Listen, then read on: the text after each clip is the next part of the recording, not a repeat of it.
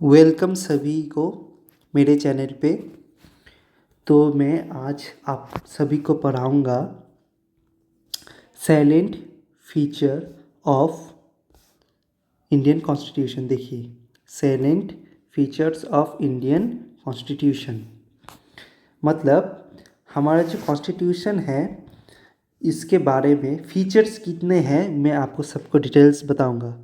और मैं और एक चीज़ बता देना चाहता हूँ, इस मेरे चैनल पे आपको शॉर्ट टाइम के लिए वीडियो मिलेगा और मैं आपको बेसिक से समझाऊंगा।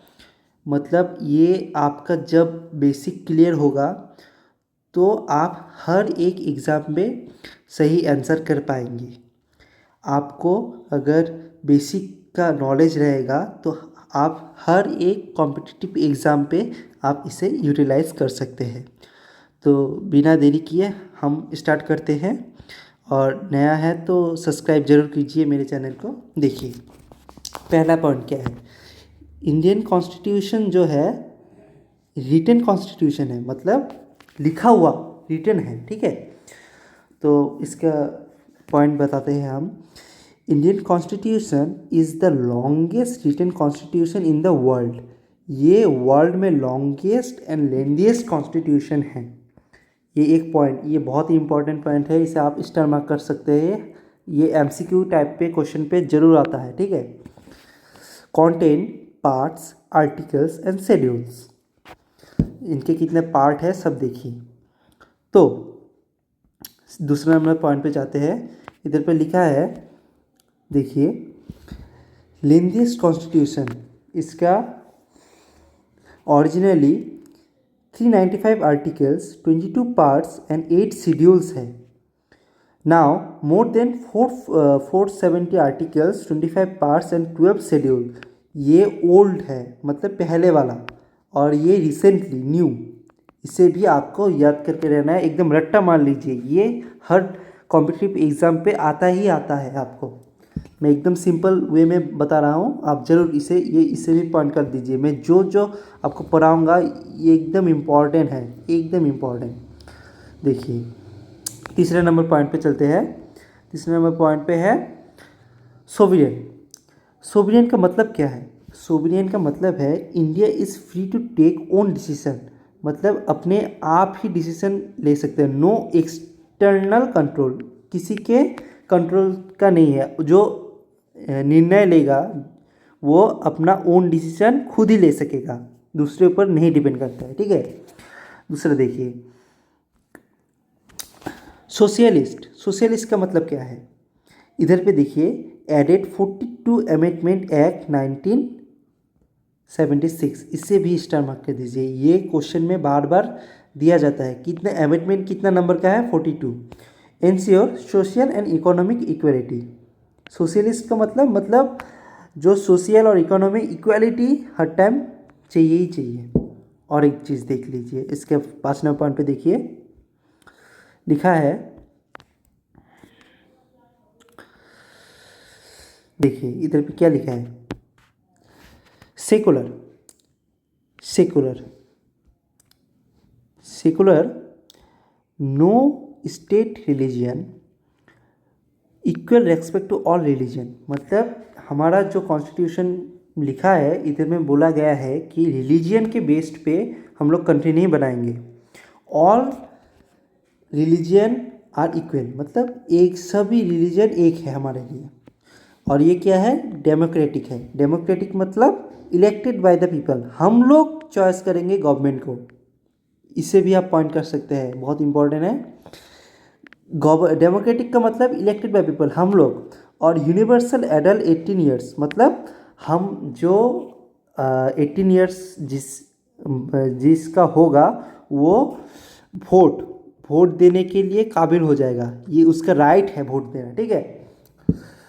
और देखिए इधर पे क्या लिखा है, रिपब्लिक, रिपब्लिक, ठीक है। रिपब्लिक पे देखिए, Republic, president is elected not hereditary, मतलब इधर पे बोला गया है जो, मतलब हमारा जो अभी प्रेसिडेंट है वो हेरिडिटी, मतलब अपने बाप परदादा से नहीं आया है, वो इलेक्टेड हुआ है।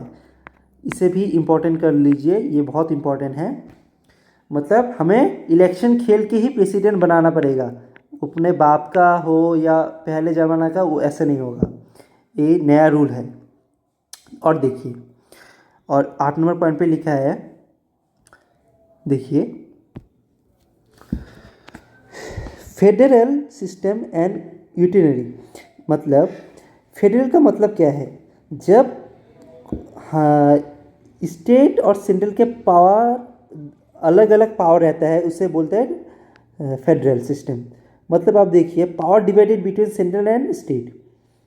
जैसे कि मतलब ये कब होता है, वैसे हमारा फेडरल सिस्टम इधर पे लागू नहीं होता, पर ये इमरजेंसी के टाइम पे लागू हो सकता है। Strong centre during emergency. Parliamentary, तो ये हो गया। तो 9 नंबर पॉइंट देखिए, parliamentary form of government. Parliamentary form of government मतलब प्रेसिडेंट इज नॉमिनल हेड, जो नॉमिनल हेड है प्रेसिडेंट हमारा, और prime minister is the real executive. इसे भी पॉइंट कर लीजिए, ये एमसीक्यू में हर बार पूछता है, मैं आपके इसको समझाने के बाद एमसीक्यू भी कराऊंगा। और दूसरा पॉइंट देखते हैं, 10 नंबर पॉइंट देखते हैं। 10 नंबर पॉइंट पे लिखा है फंडामेंटल राइट्स। फंडामेंटल राइट्स बोला गया है, हमारे इधर पे आर्टिकल 12 से लेके 35 तक दिया गया है। ये पार्ट 3 का मैं बता रहा हूँ, ठीक है। आर्टिकल 12 से 35, प्रोटेक्ट सिटीजन फ्रीडम। इसमें हम लोग का मतलब सिटीजन का जो प्रोटेक्शन है उसके बारे में बताया गया है।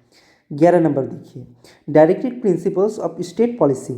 ये पार्ट 4 के बारे में बताया जा रहा है, आर्टिकल 36 टू 38। आपको इसको भी रटना पड़ेगा, क्योंकि मैं इतना कम समय में आपको पूरा समझा दूंगा, ठीक है। तो गाइडलाइंस फॉर द गवर्नमेंट, जो गाइडलाइंस दिया होता है वो इस पार्ट पे लिखा जाया होता है, ठीक है। 12 नंबर देखते हैं, 12 नंबर पे क्या लिखा है। 12 नंबर पे लिखा है fundamental duties. Fundamental duties part 4A, इसे लिखना 4A, ठीक है। इसमें बहुत डिफरेंस है, इसको आपको रट के रखना है।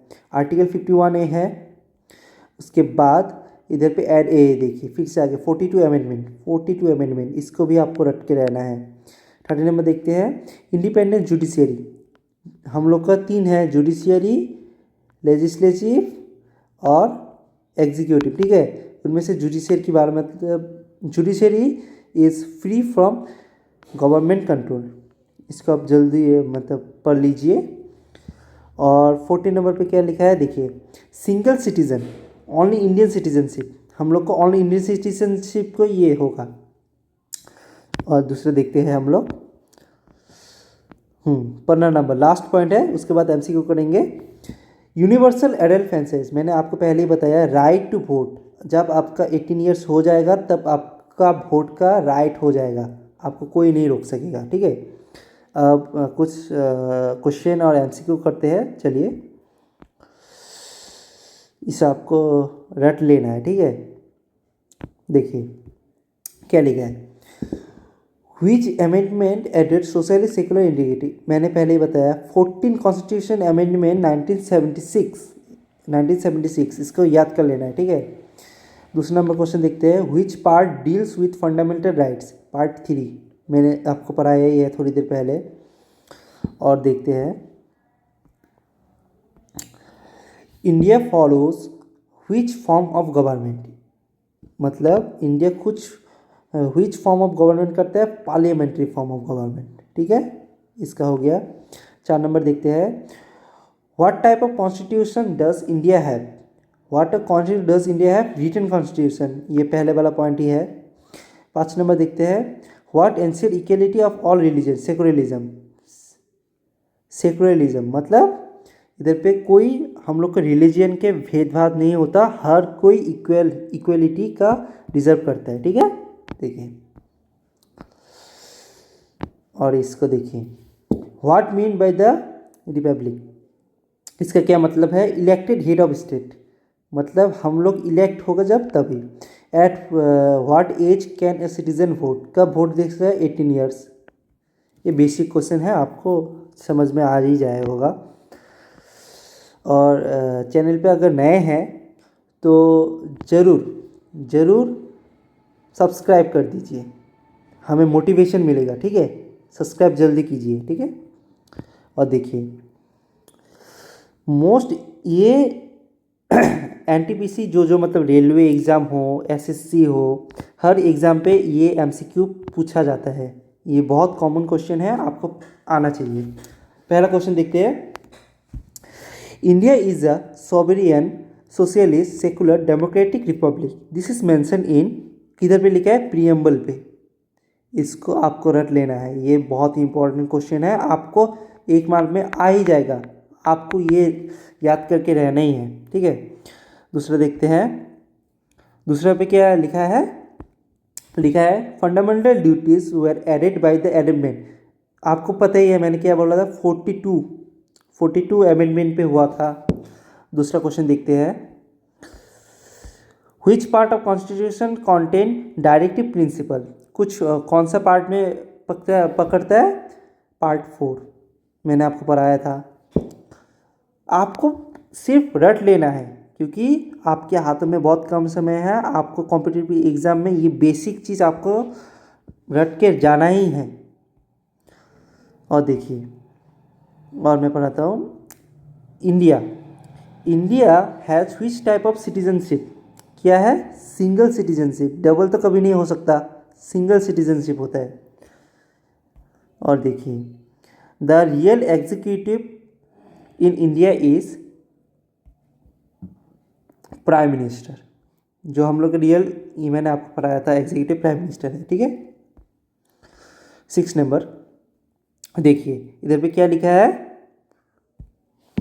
Indian constitution is borrow from France, Britain, USA, all of the above. इसको भी आपको रट लेना है, ये बहुत ही इम्पोर्टेंट है, बहुत ही इम्पोर्टेंट है, आपको इसको रट ही लेना है। ये बहुत बार, ये मोस्ट इम्पॉर्टेंट है, इससे हर टाइम क्वेश्चन पे आता ही है। मतलब मैं जो पढ़ाऊँगा ऑलमोस्ट इनमें से ही क्वेश्चन आएगा आपको, इसमें कोई दौराय नहीं है। आप इसे रट लीजिए, एक पेन और बुक कॉपी लेके आपको इसको एकदम पहले से लिख लेना है, तो आपका एकदम कॉन्सेप्ट क्लियर हो जाएगा। आपको लॉन्ग वीडियो देखने का समय नहीं है, आप मेरा वीडियो हर दिन देखिए, बस एकदम हो जाएगा। और चैनल पे है तो सब्सक्राइब कीजिए ज़रूर। और देखते हैं क्वेश्चन। देखिए, ये लास्ट क्वेश्चन है हमारा। बोला गया है federal system with unitary based mean कब होगा, स्ट्रॉन्ग सेंटर जब होगा तब। ठीक है, इसका रटना है। तो आपको ये वीडियो कैसा लगा ज़रूर कमेंट कीजिए, और इस वीडियो को लाइक और सब्सक्राइब जरूर कीजिए। प्लीज़ सब्सक्राइब जरूर कीजिए और इसे लाइक कर दीजिए। धन्यवाद।